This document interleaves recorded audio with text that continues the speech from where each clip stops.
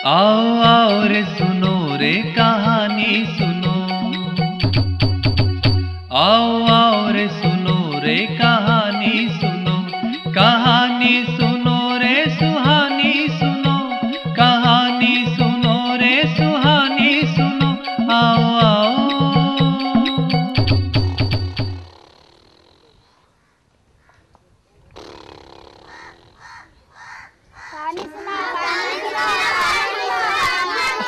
अरे बच्चों, तुम फिर आ गए। अरे थोड़ा सुस्ता तो लेने देते। कहानी सुनोगे? हाँ हाँ सुनाता हूँ भाई, कहानी भी सुनाता हूँ। अब मैं तुमको एक ऐसे राजा की कहानी सुनाता हूँ जो बहुत घमंडी था, बहुत हिंसा करता था और अभिमानी भी था। राजा श्रेणिक नाम था उसका। चलो मैं तुम्हें ऐसे ही राजा की कहानी सुनाता हूँ। एक बार एक घटना के बाद उसका पूरा हृदय परिवर्तित हो गया। एक समय की एक कथा निराली। मगध देश का राजा अहंकारी करता आखेट आ पहुंचा निर्जन गहन वन में। सेना को दे आदेश विश्राम का, करने लगा मंत्री के संग वन में विचरण। तेज प्रकाश पुंज सम जैन मुनि तप करते थे उस वन में, जिनके सर्वांग से प्रवाहित होती थी समरस धारा। राजा निकट जा पहुंचा उनके। मंत्री जी, इस रमणीय वातावरण में सूर्य के समान प्रदीप्त, निश्चल, ध्यान में लीन, ये कोई सिद्ध महात्मा लगते हैं। कौन है ये? राजन, ये महारानी चेलना के निर्ग्रंथ गुरु जैन मुनि है। ओह, तो ये वो है गुरु रानी चेलना के, जिनके ज्ञान के अभिमान में रानी ने मेरे गुरुओं का अपमान किया था। आज उचित अवसर है प्रतिशोध लेने का, लेकिन कैसे लूं प्रतिशोध? क्या करूं? कैसे करूं अपमान इनका?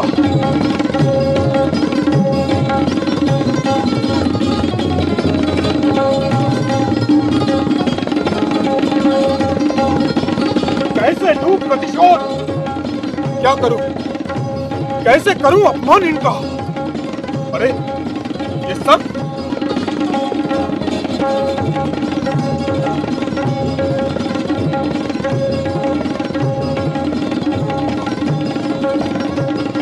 दुर्भाग्य, राजन ने क्रोध में आकर ये क्या अनर्थ कर डाला। घोर उपसर्ग।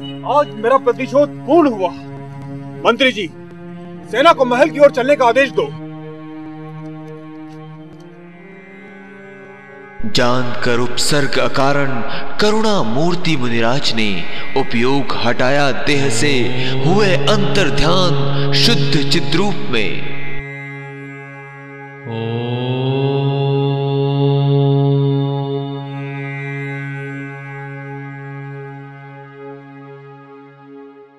इधर गुरु का कर अपमान श्रेणिक मिला रानी से। सारा वृत्तांत सुनाया राजा की अज्ञानता से। रानी का मन शोक से भर आया। महाराज, यह आपने क्या अनर्थ किया? धर्म पर उपसर्ग? ये तो आपने समस्त ज्ञानियों की विराधना का महापाप किया है। समस्त जन शासन पर उपसर्ग किया है। हे नाथ, एक जीन सूत्र की विराधना का फल नरक और निगोद की अपार वेदना है, तो आपने। तुम व्यर्थ ही शोक कर रही हो प्रिय। वो पाखंडी साधु तो कब का भाग गया होगा और उसने अपना सर्प गले से निकालकर फेंक दिया होगा। राजन, यह आपका भ्रम है। यदि वे मेरे पवित्र गुरु होंगे तो वे उसी स्थान पर वैसे ही ध्यान मग्न रहेंगे। अचल सुमेरु चलायमान हो जाए, पृथ्वी आकाश एक हो जाए, सागर अपनी सीमा छोड़ दे, पर धीर वीर गंभीर मुनिराज उपसर्ग में भी अपनी साधना नहीं छोड़ सकते। क्षमा भूषण दिगंबर संत तो पृथ्वी के समान अचल, सागर के समान गंभीर, वायु के समान निष्परिग्रह, जल के समान स्वच्छ, आकाश के समान निर्लेप और मेघवत परोपकारी होते हैं। वे ही मेरे गुरु हैं, अन्य नहीं। स्वामी, ऐसे वीतराग मुनि पर उपसर्ग करके आपने व्यर्थ ही अपने को दुर्गति का पात्र बनाया है। सुनकर वचन रानी के श्रेणिक का मन भर आया। वह पश्चाताप करने पर अपनी तड़पने लगा मन प्रायश्चित को समक्ष दिगंबर मुनिराज के।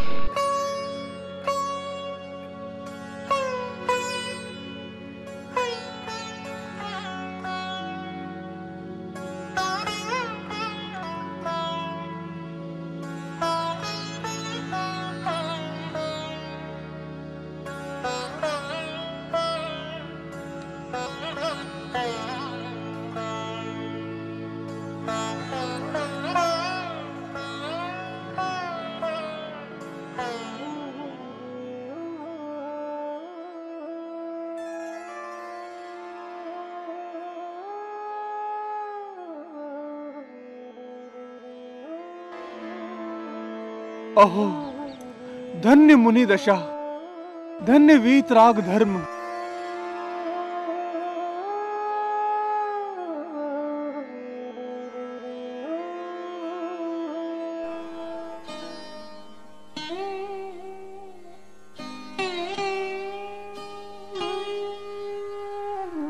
नमोस्तु,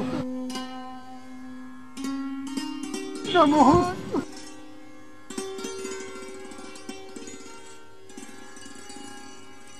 धर्म वृद्धि दोनों को एक सा आशीर्वाद।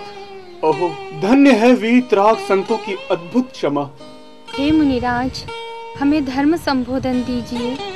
राजन, ये प्राणी मिथ्यात्व के वश होकर अनंत काल से अनंत भव चक्रों में परिभ्रमण करता हुआ अपार दुख भोग रहा है। भाग्यवश चिंतामणि तुल्य ये मनुष्य पर्याय और उत्तम कुल मिला है। राजन, अब उत्तम अवसर आया है। जीवन क्षण भंगुर है, इसीलिए हे राजन, रत्न त्रय धर्म धारण करो। भगवान आत्मा त्रिकाल मुक्त है, उसके आश्रय से धर्म और आनंद प्रकट होता है।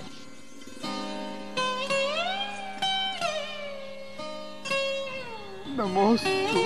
तो देखा बच्चों तुमने, राजा ने अभिमान और बदले की भावना से मुनिश्री के गले में सर्प डाला। मुनिश्री पे उपसर्ग करने के कारण उसे 7वें नरक का बंद बन गया।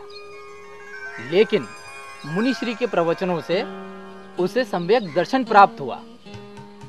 इसीलिए मनुष्य को गलती का पश्चाताप करना बहुत जरूरी है। इससे वो सारे पापों से मुक्त हो जाता है। आई मेरी बात समझ में? तो चलें अब, चलो चलते हैं अब।